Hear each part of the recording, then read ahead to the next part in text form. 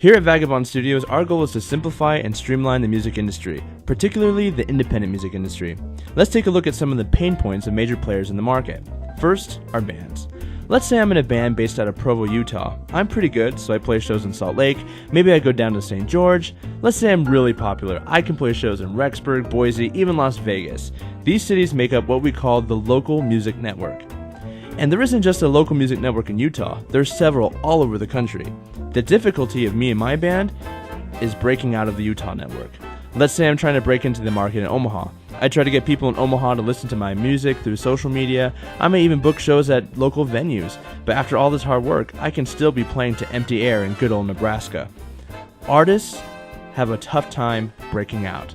Okay, let's look at a record label now. Record labels spend most of their time looking for and promoting artists. When they find one that they think will be the next Justin Bieber, they invest hundreds, thousands, maybe even hundreds of thousands of dollars to produce and promote them.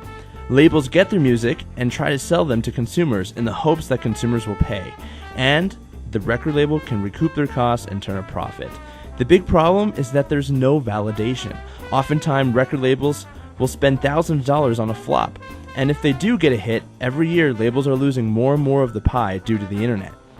Record labels lack complete information about bands. So, our solution is This University Life Radio, a radio station that promotes local bands, music, and gathers analytics on those bands. This is how it'll work.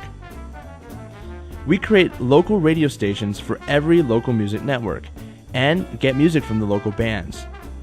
If their music is good and does well in one network, as a reward, we'll propagate this music into other local networks.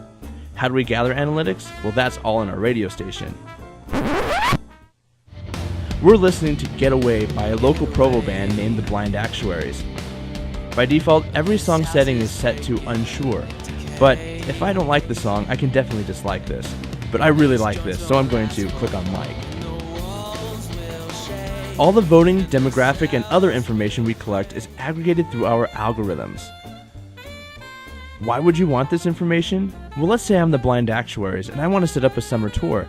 I can use this information to see which regions and venues I should play. I could even use the Vagabond Music Network to find a good headliner that I know would help me fill a venue. So here we go. Bands can use it for smarter tours, they can collaborate with artists and other local music networks, and they can even use the analytics to test out new and write better music.